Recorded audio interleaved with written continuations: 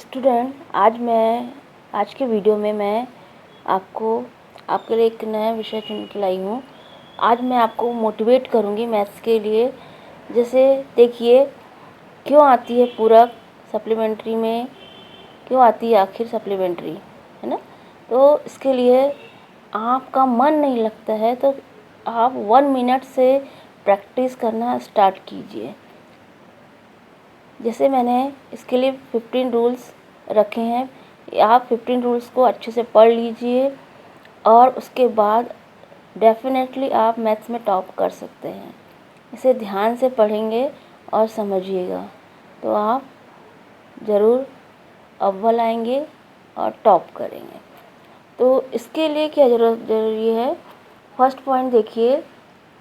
सबसे पहले मैथ्स में आपको 10 तक टेबल बिल्कुल अच्छे से रट लीजिए, या आपको 10 तक के टेबल बिल्कुल आने ही चाहिए, अच्छे से याद कर लीजिए, फर्स्ट पॉइंट।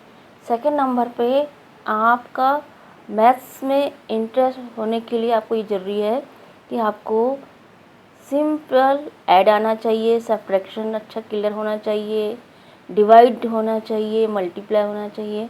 ये जो बेस चीज़ें हैं वो मजबूत कर ले, आप अच्छे से प्रैक्टिस कर लीजिए। छोटे छोटे मैथ्स करके ऐड की प्रैक्टिस, सब्ट्रैक्शन की प्रैक्टिस, डिवाइड की प्रैक्टिस और मल्टीप्लाई की, ये अच्छे से कर लीजिए। थर्ड नंबर पे आप देखिए,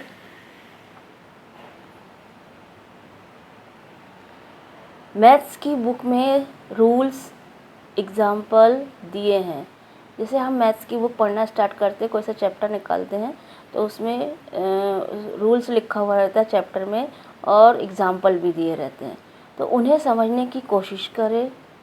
ना समझ आए तो सब्जेक्ट टीचर या ऑनलाइन सर्च करें या बड़े भाई बहनों या ट्यूटर से पूछें, ये आपको कोशिश करनी है। फोर्थ नंबर पे देखिए रूल्स है आपका, यदि फंडा मैथ्स करने के जो नियम हैं क्लियर नहीं हैं आपके, तो फिर कोशिश कीजिए, फिर से अभ्यास करने की ज़रूरत है। फिफ्थ पॉइंट आपका देखिए, पढ़ने की इच्छा नहीं हो रही है तो सोचे कि 1 मिनट से शुरुआत तो करूं। इसका मतलब यदि आप इधर उधर के कामों में आप तल्लीन से कर रहे हैं या खेलने में मन है या कुछ और कर रहे हैं, पढ़ने बैठने को ही आप तैयार नहीं, तो ऐसा कीजिए, ये सोचिए कि चलिए मैं 1 मिनट के लिए मैथ्स की बुक खोलता हूँ और पढ़ना स्टार्ट करता हूँ। तो ये इच्छा बिल्कुल 1 मिनट से शुरुआत तो आप कर ही लें, तो डेफिनेटली आपका मैथ्स में इंटरेस्ट बढ़ेगा। 6 नंबर का देखिए, आप एक इजी मैथ्स करके देखती हूँ, जैसा भी आप सोचें और तुरंत स्टार्ट कर दें कि मैं एक क्वेश्चन, इजी क्वेश्चन ही ले लेता हूँ और मैथ्स को स्टार्ट कर लेता हूँ। यदि आपका मन नहीं लग रहा है तो बस ऐसा कीजिए कि बस एक इजी क्वेश्चन कर लेता हूँ, तो उसके बाद आपका ऑटोमेटिक मन लग जाएगा।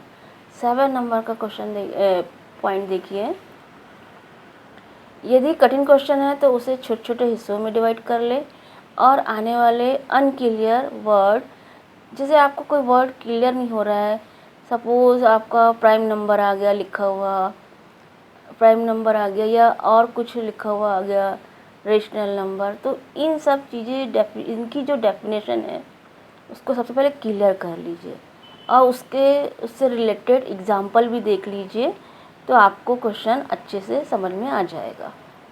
8 नंबर का पॉइंट देखिए, अपने सब्जेक्ट टीचर से डरे नहीं।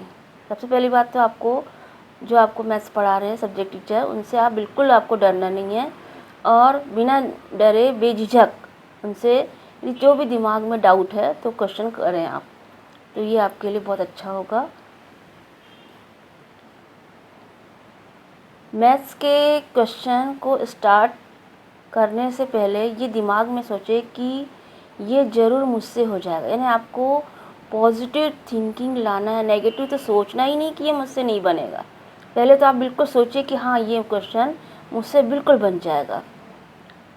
पहले क्वेश्चन को समझे, थोड़ा समझने की कोशिश कीजिए कि आखिर क्वेश्चन में लिखा क्या है, 2-3 बार उसको पढ़ें, फिर बिना सॉल्यूशन देखें, सॉल्यूशन बिल्कुल नहीं देखना है, वह लास्ट में देखें। स्टार्टिंग में आपको सॉल्यूशन बिल्कुल नहीं देखना है। क्वेश्चन पढ़ने के बाद कोशिश करना है, गलत करे कुछ सही करे, पर आपको सॉल्यूशन करना है। और लास्ट में देखें कि मुझसे कहाँ मिस्टेक हो रही थी। फिर एक्सरसाइज से उसी के जैसा दूसरा क्वेश्चन करें और रूल वही फॉलो करें, वही अपनाएं आप।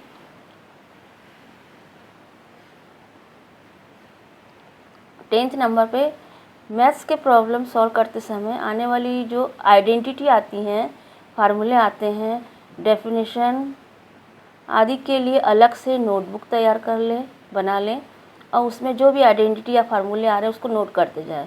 तो ये आपका स्वयं का नोट्स तैयार हो जाएगा। और आप मैथ्स यदि सॉल्व करते हैं और सपोज़ आपको फार्मूला याद नहीं आ रहा है, तो आप अपनी ये नोटबुक वाली कॉपी निकाल सकते हैं और उसमें आइडेंटिटी या फार्मूले को देखें। तो इससे आपका रिवाइज भी होता जाएगा और आपको याद भी होता जाएगा। और बार बार अधिक से अधिक मैथ्स की प्रैक्टिस करेंगे, सेम जैसे क्वेश्चन करने की कोशिश करेंगे, तो फार्मूले भी आपको याद होते चले जाएंगे। 11th नंबर का पॉइंट है, एग्ज़ाम की डेट लिख लें। सपोज़ आप सप्लीमेंट्री एग्ज़ाम दे रहे हैं या क्वार्टरली दे रहे हैं या हाफ ईयरली दे रहे हैं, कोई सा भी एग्ज़ाम दे रहे हैं, तो उसकी डेट नोट कर लीजिए और टाइम को मैनेज करके यूज़ करने की कोशिश करें।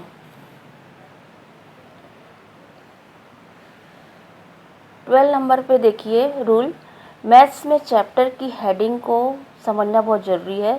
जैसे सपोज़ आपका चैप्टर लिखा हुआ प्रोबेबिलिटी, तो समझिए कि प्रोबेबिलिटी का मतलब क्या होता है, समझे। सब्जेक्ट टीचर से पूछें कि क्या मीनिंग होता है, प्रोबेबिलिटी यानी होता क्या है। यदि आप प्रोबेबिलिटी का मतलब समझ जाएंगे तो चैप्टर को के क्वेश्चन सॉल्व करने में आपको बहुत ईजी जाएगी। जैसे चैप्टर 10th क्लास में नंबर सिस्टम, तो नंबर सिस्टम क्या है, क्या नंबर सिस्टम क्या होता है, मीनिंग, तो इसको भी आपको समझना होगा। रियल नंबर क्या होता है, इसकी डेफिनेशन समझिए कि रियल नंबर क्या चीज़ है। स्क्वायर रूट, तो स्क्वायर रूट क्या है, समझिए कि स्क्वायर रूट क्या होता है। तो ये सब आप चैप्टर के सबसे पहले चैप्टर के नाम को क्लियर समझ जाएंगे तो आपके मैथ्स भी आसानी से हो जाएंगे। 13 नंबर पे देखिए, मैथ्स के क्वेश्चन करते समय सवाल तो आपके दिमाग में उतने ही चाहिए जैसे आप मैथ्स के क्वेश्चन सॉल्व कर रहे हैं कि ये क्या है, इसे कैसे सॉल्व करें, अरे मुझसे कुछ मिस्टेक तो नहीं हो रही है, या इसके आगे की स्टेप क्या होगी, आंसर सही है तो बीच में जब मैं चेक कर रहा हूँ तो कहाँ मिस्टेक हो गई है मुझसे और क्यों हुई है, इत्यादि ये जो क्वेश्चन आपके उठने ही चाहिए। ये बहुत अच्छी बात है। इससे आप बार बार फिर प्रैक्टिस कीजिए तो सॉल्व होते चले जाएंगे और आपके क्वेश्चन के जवाब आपको मिलते चले जाएंगे। अब मैथ्स में सिंबल के बिना तो मैथ्स का काम नहीं हो सकता। मैथ्स में सिंबल तो आते ही हैं, तो इनको समझे, क्लियर कर लें कि ये माइनस का सिंबल है, ये आपको अच्छे से समझ में आना चाहिए। ये प्लस का सिंबल है, ये डिवाइड का है, ये मल्टीप्लाई का है, ये रेशो का है, ये देयरफॉर है, ये ऐसा है तो सिंस है या बिकॉज बोलते हैं, ये इम्प्लाइज दैट का है, इसके आगे की स्टेप ये है, ये प्रोपोर्शनल का है, इत्यादि जो भी सिंबल आते हैं उनको आप क्लियर कर लीजिए, तो उससे आपको मैथ समझने में आसानी जाएगी। 15 नंबर का लास्ट पॉइंट है, मैं यह क्वेश्चन सॉल्व करके ही रहूँगा या रहूँगी, ये सोच पॉजिटिव की बहुत ज़रूरत है। यही मेंटलिटी जो हमारी है कि ये मैं क्वेश्चन सॉल्व करके ही रहूँगा, ये जो मेंटलिटी है मैथ्स में इंटरेस्ट को बढ़ाती है। तो आपकी ये थिंकिंग सबसे पहले ये होनी चाहिए और मैथ्स सब्जेक्ट आपको अच्छा लगने लगेगा। याद रखें, जहाँ पेन है तो वहाँ ज्ञान भी है। इसका मतलब जहाँ दर्द है वहाँ राहत भी है। थोड़ा सा आपको तकलीफ़ तो ज़रूर होगी, लेकिन फिर आपका इंटरेस्ट बढ़ेगा, आपको फिर फ़ायदा ही फ़ायदा होते जाएगा। जैसे कि हम जानते हैं, एक हिंदी का दोहा है, करत करत अभ्यास के जड़मति होत सुजान, रसरी आवत जात ही सिल पर होत निशान।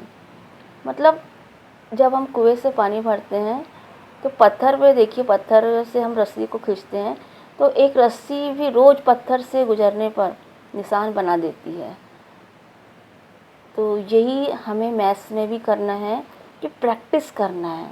यदि हम बार बार प्रैक्टिस करेंगे, एक बार फेल होंगे, दूसरी बार असफल होंगे, तीसरी बार हमारा क्वेश्चन बिल्कुल करेक्ट होगा। रटना नहीं है बेटा, मैथ्स को रटते नहीं है ना, रटना नहीं है, इसे हमें समझना है। जो जो भी इसमें पॉइंट आ रहे हैं, टॉपिक आ रहा है, उसे हमें समझना है, डेफिनेशन को समझना है, एग्जाम्पल से समझना है।